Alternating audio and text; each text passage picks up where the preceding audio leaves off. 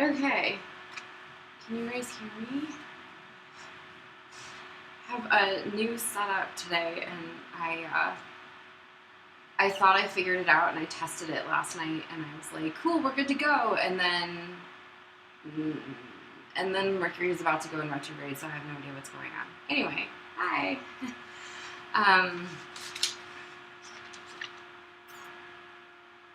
Okay, so I'm guessing that you guys can hear me. My hair looks great. Fabulous. Great. Thank you. So today we are going to draft an 18th century hood like you see on the cardinal cloaks with the radiating cartridge pleats in the back. And I'm going to show you how to do that. What else is happening? There is a secret flash sale coming on Sunday. And if you are on the email list, you will get the code for that. If you are not on the email list, you won't get the code for that. So get on the email list. I will put a link in the show notes, but it's also just on the website if you scroll all the way down. It's going to be 20% off everything except swatches and gift cards. So very similar to the Black Friday deal. It's in honor of my birthday. And what else? Check your promotions folder. Check your spam folders if you're already on the email list. And yeah, I guess let's draft a hood. So I'm going to change my camera angle so that you can see what I'm doing, and I apologize for motion sickness that might happen because of that. And let's see.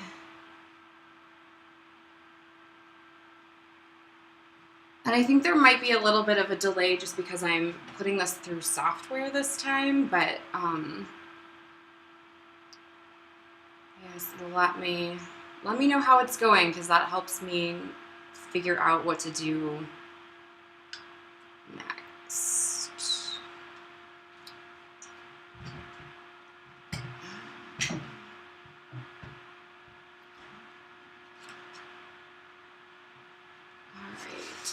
Okay, so you're going to need a piece of paper, and mine's like 20 by 60 because 60 is how wide the paper is.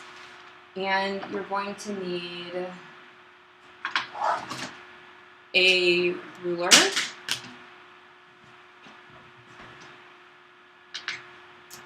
I'm going to be demoing this using a Sharpie so that you can see what I'm doing, but I highly recommend using pencil and eraser instead.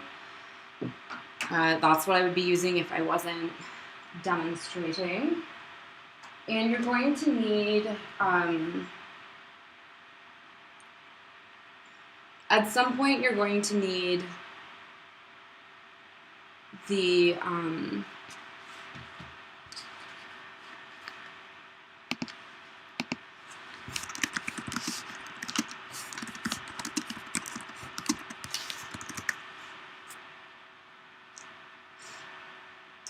at some point you're going to need the finished neckline measurement of your cloak.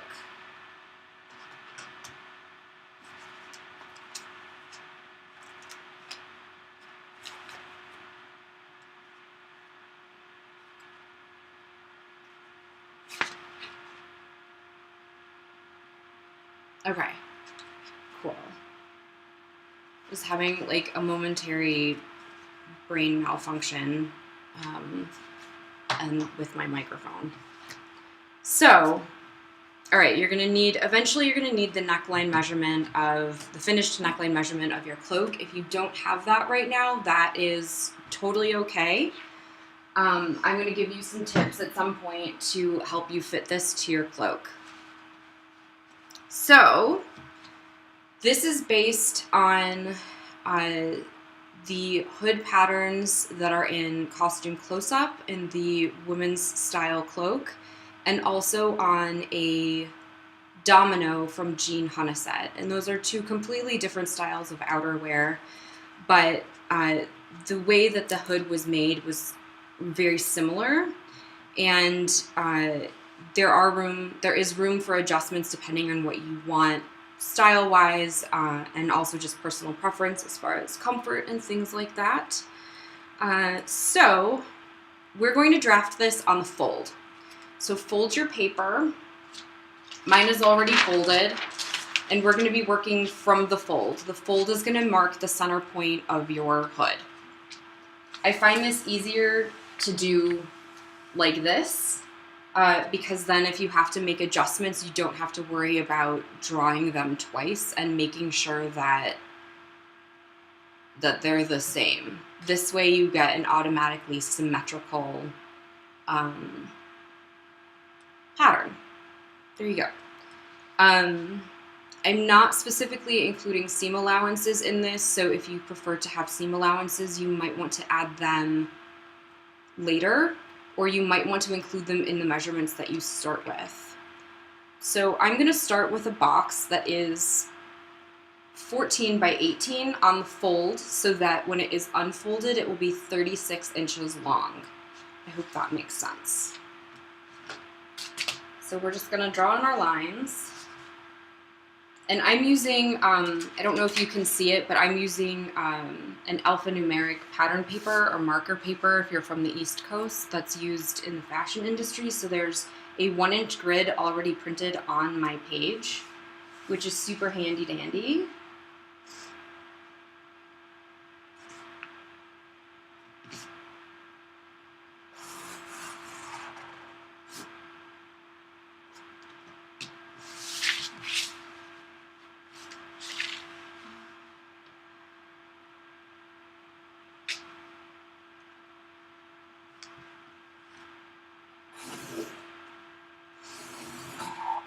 And apparently I only own metallic Sharpies.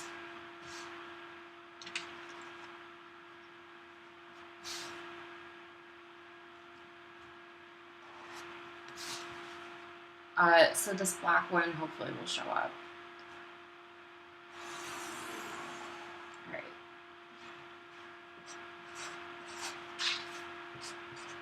So here's my 14 by 18 box.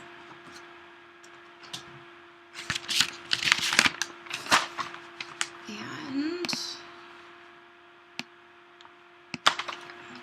all right, sorry for the back of my head shot there.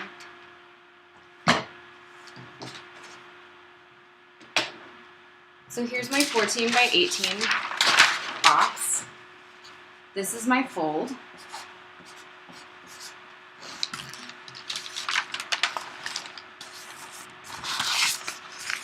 Shows up well. Awesome. Thank you, Alan.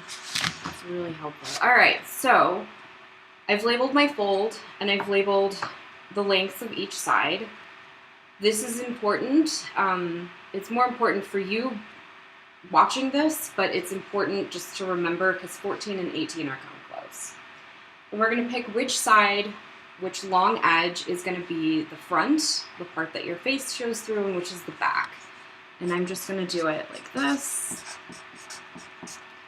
I highly recommend labeling them because it can, just so you don't get confused.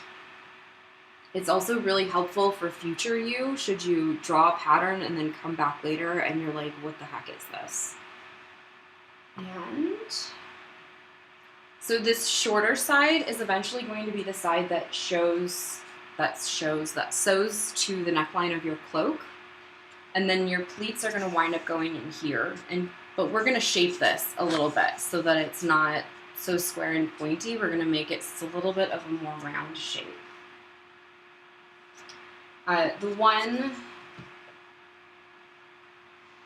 The hood in Costume Close-Up, the neckline is 24 inches finished.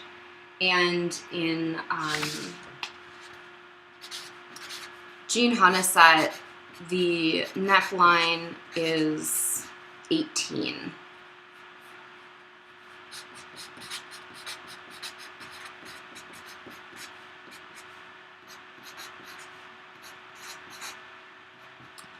Which is kind of a big difference.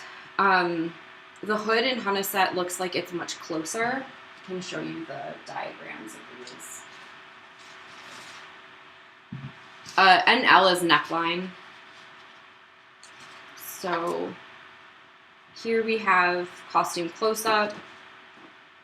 So this is the front of the hood, and then this is the back with the pleats.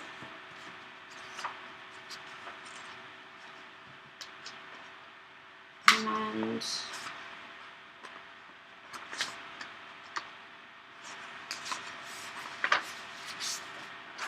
this is probably a little bit harder to see, but this is the hood from Jean Hunnisett. So this is the front, this is the fold, and then this is the back, just so you can see the difference in those two shapes.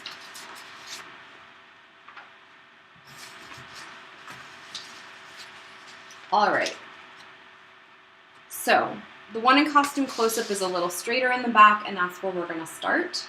So you're gonna come in from this top corner about 2.5 to 3.5 inches. It's going to depend on a lot of things. You might have to fiddle with this a little bit, and I'm gonna do just 3 inches because that's easy for me.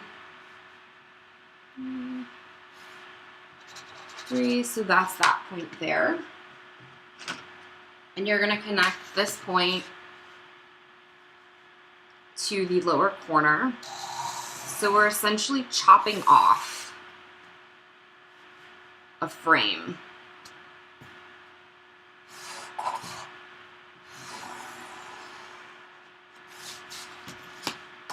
So now it looks a little bit more like the shapes that I just showed you. But we're gonna shape it a little bit more so it's a little less pointy in the back. This also doesn't need to be even. So I did 3 inches in and 3 inches down, but you could do 3 inches in and only 2 inches down. Remember that this measurement is going to sew to your neckline, so you might want to tweak with that a little bit so that it matches. And you're going to have 2 of them, so this will be half your neckline. So we'll just put that here. Half.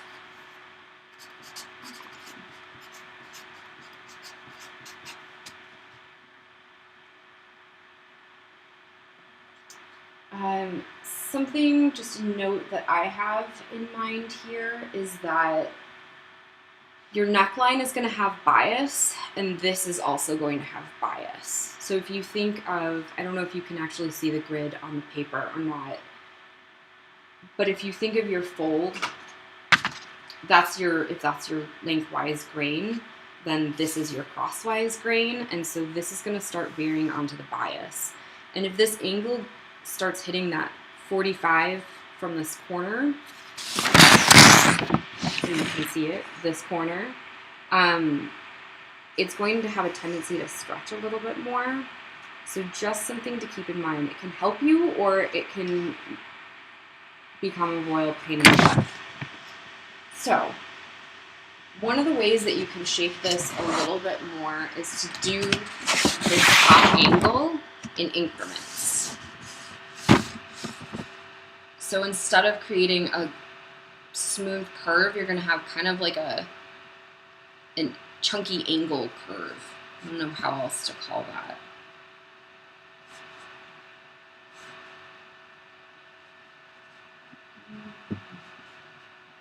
And I'm kind of just doing this by eye. You can divide it up into measurements if you want to.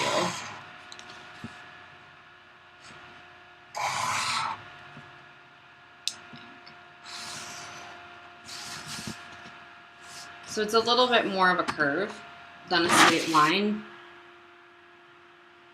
Another thing that we can do is chop that corner off altogether. And I'm going to do this in red. So instead of coming down 3, we're going to come down maybe 1.5. And in 3 and down 1.5. So ignore all the black lines. We're going to do this in red, and we're going to do it slightly differently. So we're going to connect this like we did before. This will put a little bit more of a curve in the back of the hood, below the pleats. And we're going to come in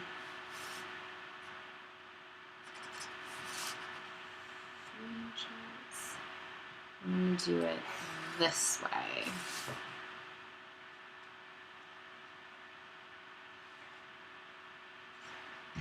You can angle this down just a little bit. The one in Hunnisett is angled in a little bit, but it's like 1/4 of an inch. It's literally like that. Those are your 2 pleats. So this will give you more room in the back of your neck if you need that. And then this will cut it a little bit closer to the back of your head while still giving you lots of room for your hair, for big hair. And you can kind of do a combination of the two. I would really recommend doing a mock-up and seeing that it fits the way you want it to when you're done with this. And so the only thing missing from this now, from either of these 2 variations on the draft, is the pleats. And there can be any number of pleats that you want, within reason, I guess, as long as it works with the thickness of your fabric. I've seen the one from the Met, I think, has 12. The one in Costume Close-Up has 6 or 7 or something like that, but it has far fewer.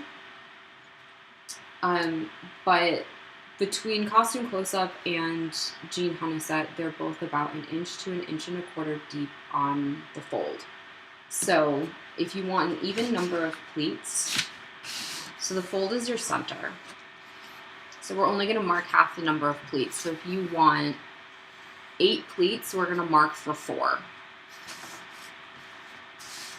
So if they're 1 inch deep on the fold, that means they're 2 inches wide. So your first pleat is going to be 2 inches from your fold, and the next pleat is going to be another 2 inches from the fold. So now we have 2. There's 3 and 4. You might want to mark them with arrows so that you remember how to fold them.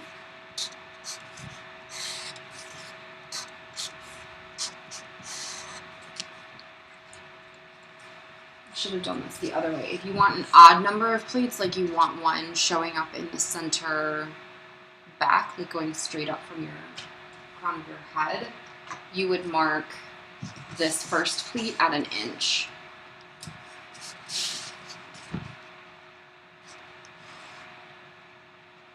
So I'm just bringing these down so you can see them. You don't need to bring the line this far down, but it's just so you can see them. And then this one, and then the next one would be 2 inches.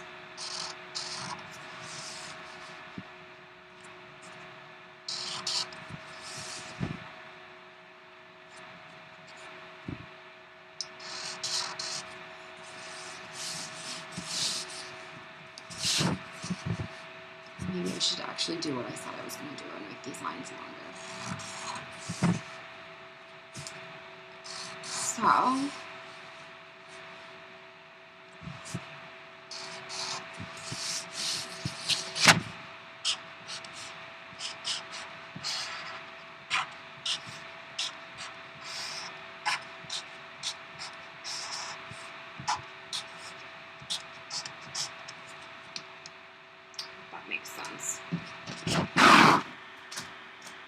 So then when you get kind of, you like the way that it is, this line, if you do this method, could go a little bit further back, depending on what shape you want.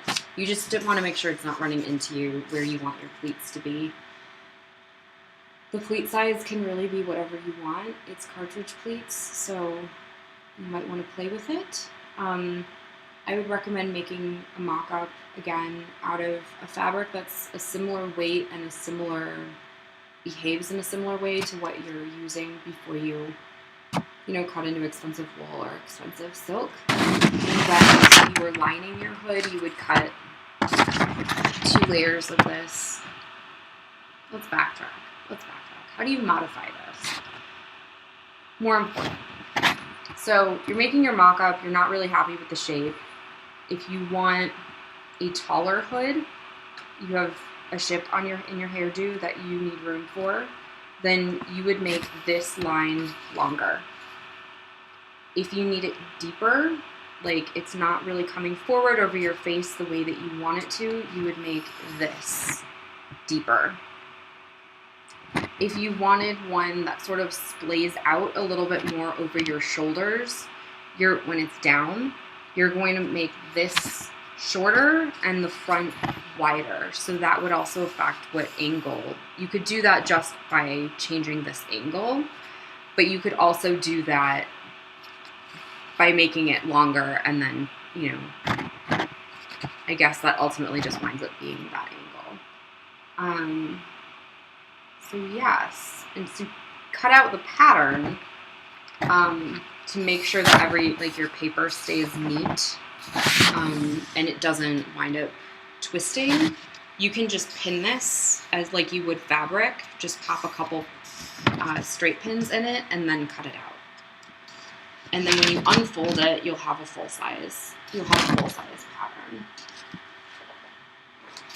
So if this is on the fold, this is like what we're looking at, sort of. Flip it.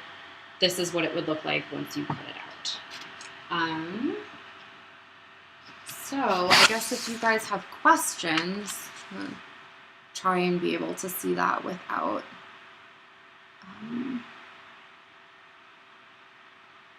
sticking my head. Awesome. Cool. Great, Erica. Another thing is if this is a little bit wide for your neckline, you can also kind of pop a pleat in here to shorten it. If you're doing costume close, so you have a little bit of wiggle room. It doesn't need to be 100% perfect. If you're like an inch or something off, it's not a big deal. But so in costume close-up, there's gathers in the back of the neckline. You can always kind of fudge with those a little bit if you need a little more or a little less neckline. But also if this winds up being too long, you can put a pleat somewhere near the back, just kind of fold it in so that your neckline matches. And I think that's it, unless you guys have questions. And I hope that made sense. If it didn't make sense, feel free to let me know and I can clarify or explain it.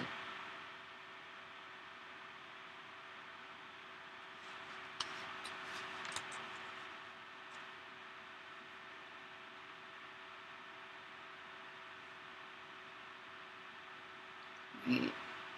Well, I guess I'm gonna go get some pins and cut this out for you. See if I can get it.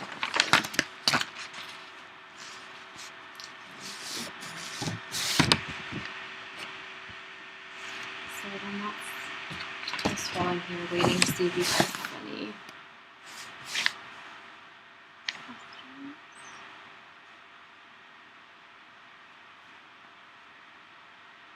So this one wound up being 11.5. So that would fit into a 23-inch neckline.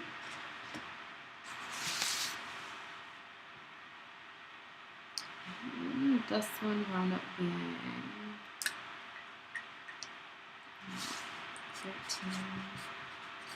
13.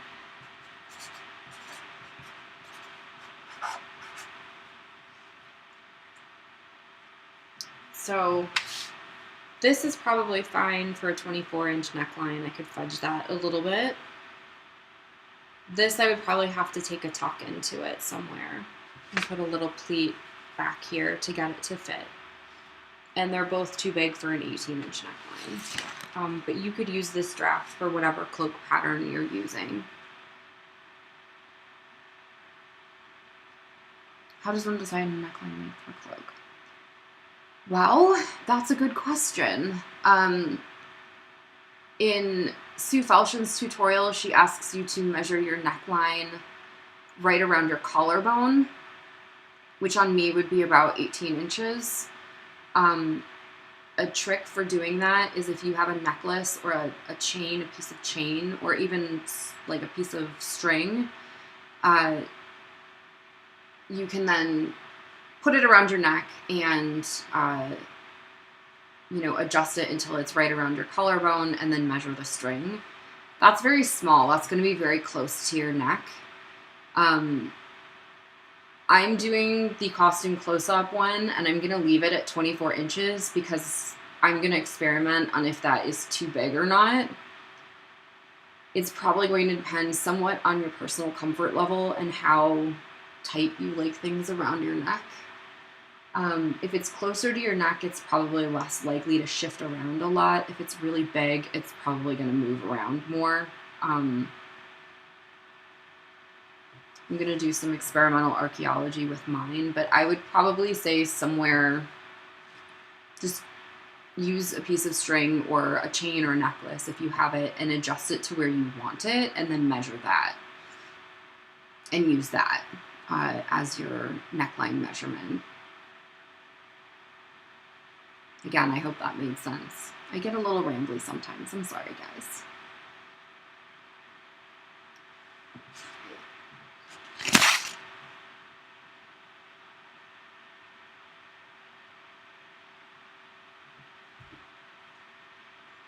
Okay, well,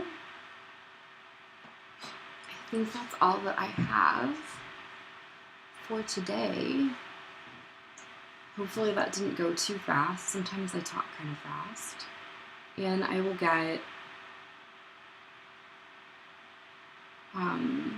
captions and timestamps up so that you can find things. This has far fewer, I think, timestamps than something else in the other videos that I've done. Hopefully YouTube will let me edit captions.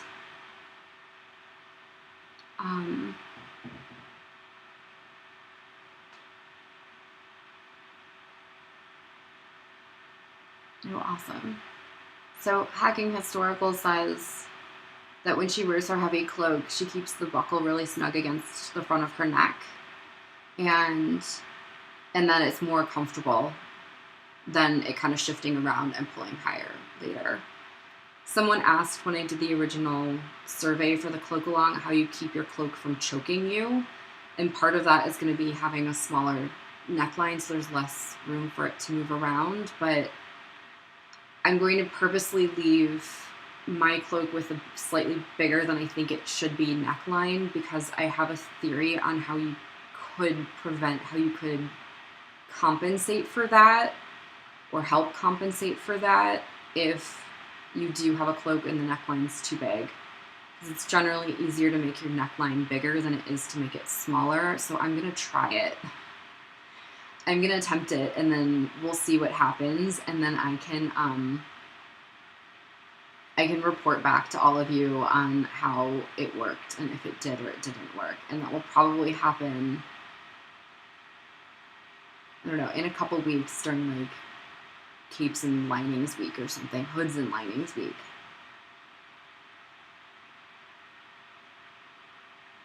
Awesome. Cool. Well, thank you all for joining. I guess I can move the camera again so you can see me. But thank you all for joining.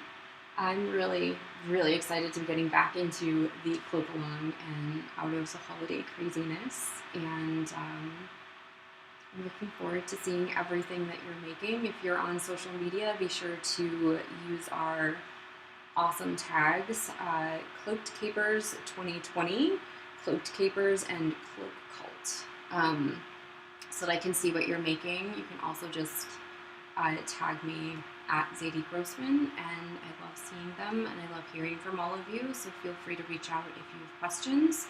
And if you try this pattern and you have questions or you don't like the way that it looks and you're not sure how to adjust it, just message me and let me know, and I'm happy to help figure it out. And also just helps me know that I patterned it correctly.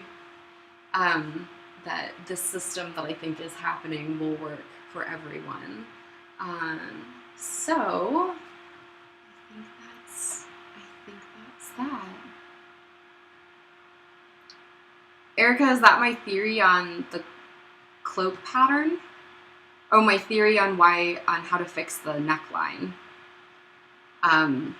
My theory on how to fix the neckline is by adding weights. And my theory on why it happens is having too big of a neckline, and because there's extra fabric right in the back of your neck with the gathers or the pleats, that's adding extra weight to the back. Another thing that might help with that is offsetting the hem and keeping the hem in the front slightly longer than the hem in the back, which would create extra weight in the front to help keep it forward. Also having your hood. If your hood is back and you're not wearing it, that also creates extra weight in the back of your cloak, which will help pull it back and choke you. So we'll see. We'll see. I'm going to add weights, I think, to mine and see if that helps compensate and maybe adjust the hem. I'm not sure yet. I'm going to make it and I'm going to see what happens and how I feel about it. And we'll go from there. It's an experiment and I'll figure it out. You'll all figure it out along with me. And I'm open to ideas if anyone else has any suggestions, but that's my theory so far. So we'll see. We'll see. Anyway. Cool. Anyway, just checking the comments one last time. And every time I do this, I feel like I figure out something else about the setup. So hopefully there'll be, before the end of it, we'll have a live with no technical difficulties. Awesome. Well, have a wonderful day, everyone. Happy New Year. Thank you for being here. And I can't wait to see what you make.